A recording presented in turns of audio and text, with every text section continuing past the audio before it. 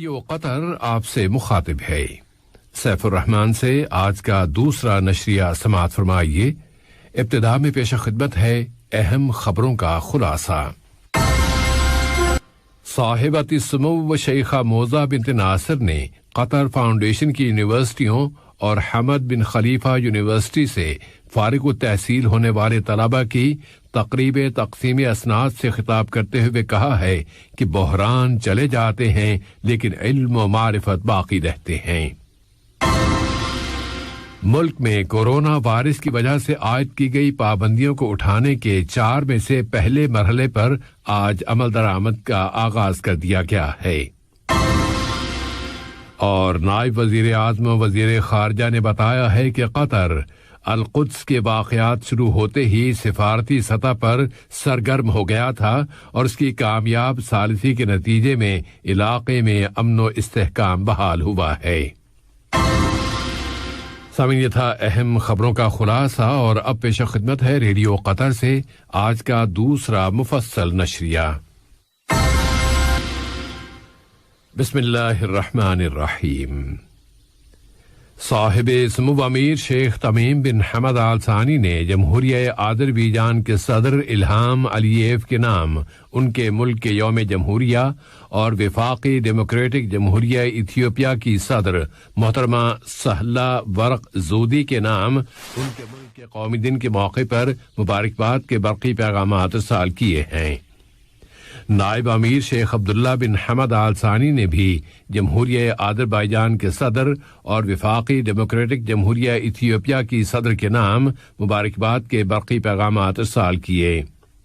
اسی طرح وزیر اعظم و وزیر داخلہ شیخ خالد بن خلیفہ بن عبدالعزیز آل ثانی نے جمہوریہ آذربائیجان کے وزیر اعظم جناب علی اسدوف کے نام ان کے ملک کے یوم جمہوریہ اور وفاقی ڈیموکریٹک جمہوریہ ایتھیوپیا کے وزیر اعظم جناب آبی احمد علی کے نام ان کے ملک کے قومی دن کے موقع پر مبارکباد کے برقی پیغامات روانہ کیے ہیں۔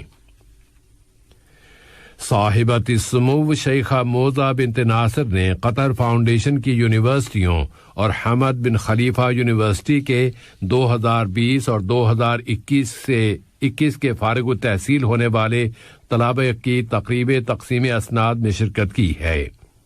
صاحبۃ السمو نے ایجوکیشن سٹی کی یونیورسٹیوں سے فارغ التحصیل ہونے والوں کو مبارکباد دی کہ انہوں نے پوری دنیا میں کورونا وائرس کووڈ-19 کی وجہ سے غیر معمولی حالات کے باوجود بھی کامیابیاں حاصل کی ہیں۔ انہوں نے کہا کہ بحران آتے ہیں تو چلے جاتے ہیں لیکن آپ کو اپنے علم و معرفت اور اپنی مہارتوں کے ساتھ باقی رہنا ہے۔ قطر فاؤنڈیشن کے بورڈ آف ڈائریکٹرز کی سربراہ صاحبۃ السمو شیخہ موزہ بنت ناصر نے بتایا ہے کہ گزشتہ کچھ دہائیوں کے دوران بزنس کے شعبے میں ملازمتوں کے حصول میں اضافہ ہوا ہے اور صحت کے شعبے کی ملازمتوں میں کمی آئی ہے۔ اس لیے ایسی پالیسیاں مرتب کرنے کی ضرورت ہے جن کے ذریعے صحت کے شعبے کا احاطہ کرتے ہوئے اس کی پائیداری کو برقرار رکھا جائے۔ ملک میں کورونا وائرس کی وجہ سے لگائی گئی پابندیوں کو 4 مرحلوں میں اٹھانے کے سلسلے میں آج سے پہلے مرحلے پر عمل درآمد شروع کر دیا گیا ہے۔ یہ ایک نیا مرحلہ ہے جبکہ اس وبا پر مکمل طور پر کنٹرول حاصل کرنے اور اس پر غلبہ پانے کے لیے اب بھی ضروری ہے کہ احتیاطی اقدامات کی مکمل پابندی کی جائے۔ دنی اسنا وزارت صحت عامہ نے آج اعلان کیا ہے کہ ملک میں کورونا وائرس کے مزید 202 کیسز رجسٹر ہوئے ہیں اور مزید 331 بیمار اب صحت یاب ہو گئے ہیں۔ اس طرح یہاں اب تک اس بیماری سے شفا پانے والوں کی تعداد اب 2,12,379 ہو گئی ہے، جبکہ ملک میں اب اینٹی کووڈ-19 ویکسین کی 24,75,837 ڈوزز دی جا چکی ہیں۔ ملک کے متعلقہ اداروں نے 6 اشخاص کا ہوم کوارنٹینا کی خلاف ورزی کرنے کی بنا پر چالان کیا ہے۔ ہوم کوارنٹینا کی شرطوں کی خلاف ورزی کرنے والوں کو اب قانونی پوچھ گچھ کا سامنا کرنا پڑے گا۔ اس مرتبہ جن لوگوں کو پبلک پراسیکیوشن کے حوالے کیا گیا ہے ان کے نام بھی جاری کر دیے گئے ہیں۔ اور بھارت سے آمدہ خبروں کے مطابق گزشتہ 24 گھنٹوں کے دوران وہاں کورونا وائرس کے مزید 1,86,364 کیسز رجسٹر ہوئے ہیں، اور یہ تعداد 14 اپریل کے بعد سے اب تک کا سب سے کم اضافہ ہے۔ ان گزشتہ 24 گھنٹوں کے دوران بھارت میں مزید 3,660 افراد اس وائرس کی وجہ سے موت کے منہ میں چلے گئے ہیں۔ بھارت کی وزارت صحت کے مطابق اب تک وہاں کورونا کے رجسٹرڈ مریضوں کی تعداد 27,560,000 سے زیادہ ہے، جبکہ کورونا کی وجہ سے مرنے والوں کی تعداد 3,18,895 بتائی گئی ہے۔ نائب وزیر اعظم و وزیر خارجہ شیخ محمد بن عبد الرحمن آل ثانی نے کہا ہے کہ اسرائیل اور فلسطینی گروپوں کے درمیان عارضی صلح بندی یعنی آرمسس اردن اور مصر کی کوآرڈینیشن کے ساتھ قطری کوششوں کا نتیجہ ہے۔ انہوں نے زور دے کر کہا ہے کہ مسئلہ فلسطین کا ایک دائمی یعنی پائیدار اور منصفانہ حل تلاش کیا جائے۔ وہ العربی ٹیلی ویژن کو ایک انٹرویو دے رہے تھے۔ پھر امریکی چینل MSNBC کو دیے گئے اپنے ایک انٹرویو میں شیخ محمد بن عبد الرحمن آل ثانی نے بتایا ہے کہ قطر القدس کے واقعات شروع ہوتے ہی سفارتی سطح پر سرگرم ہو گیا تھا۔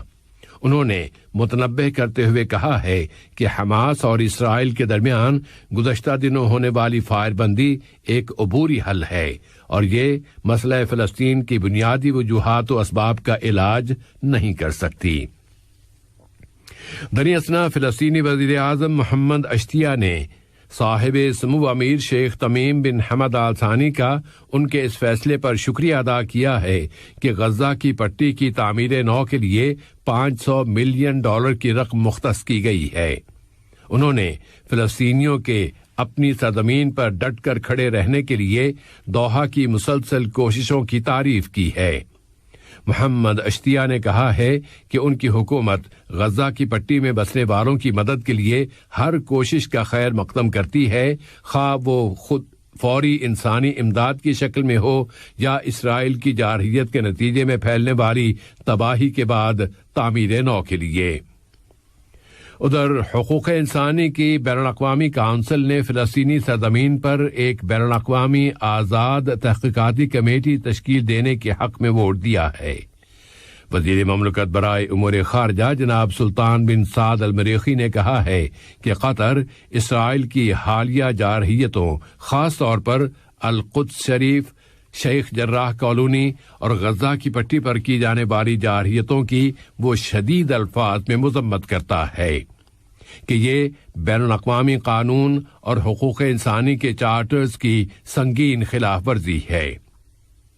اس دوران میں صحت کی عالمی تنظیم نے غزہ کے مریضوں تک پہنچنے اور انہیں وہاں سے نکال لانے کا مطالبہ کیا ہے تاکہ ان کا ضروری علاج معالجہ ہو سکے، خاص طور پر کہ غزہ کی پٹی پر مسلسل 11 روز تک قابض اسرائیلی جارحیتوں کے بعد مریضوں اور زخمیوں کے علاج معالجے کے لیے پٹی میں وہاں کے طبی عملوں پر بہت زیادہ دباؤ پڑ گیا ہے۔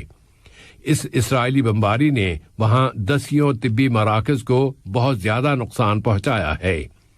اسی لیے صحت کی عالمی تنظیم وہاں کے طبی عملوں پر پڑنے والے دباؤ کی شدت پر متنبہ کرنے پر مجبور ہو گئی ہے۔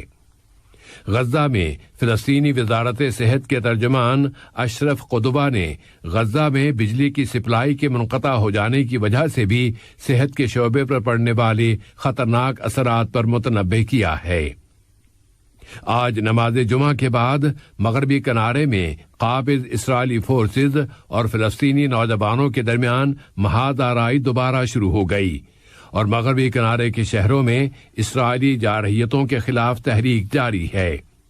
اس تازہ ترین محاذ آرائی میں 20 سے زیادہ فلسطینی زخمی کر دیے گئے ہیں۔ ادھر القدس میں مسجد اقصی کے جنوب میں اس کی دیواروں کے ساتھ منسلک تاریخی محلے السلوان میں متعدد فلسطینی فیملیوں کو ان کے گھروں سے نکال کر ان کے گھروں وہاں یہودی آباد کاری کو بسانے کی کوششوں میں یہ فیملیاں اب اپنے انجام کا انتظار کر رہی ہیں۔ وہاں کے یہودی آباد کار اسرائیلی حکومت کی مدد سے اس بستی کو ایک یہودی بستی بنانے کی کوششیں کر رہے ہیں۔ آج کا یہ نشریہ ختم ہونے سے قبل اہم خبروں کا خلاصہ ایک مرتبہ پھر پیش خدمت ہے۔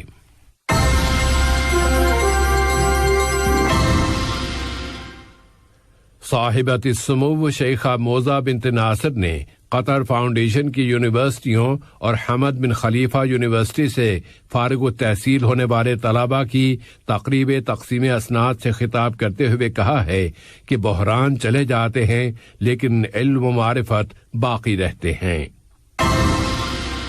ملک میں کورونا وائرس کی وجہ سے عائد کی گئی پابندیوں کو اٹھانے کے 4 میں سے پہلے مرحلے پر عمل درآمد آج جمعے کے دن سے شروع کر دیا گیا ہے۔ اور نائب وزیر اعظم و وزیر خارجہ نے بتایا ہے کہ قطر القدس کے واقعات شروع ہوتے ہی سفارتی سطح پر سرگرم ہو گیا تھا اور اس کی کامیاب ثالثی کے نتیجے میں علاقے میں امن و استحکام بحال ہوا ہے۔ ریڈیو قطر سے آج کا دوسرا نشریہ اپنے اختتام کو پہنچا۔ اگلا نشریہ کل صبح 9 بجے پیش کیا جائے گا بإذن اللہ۔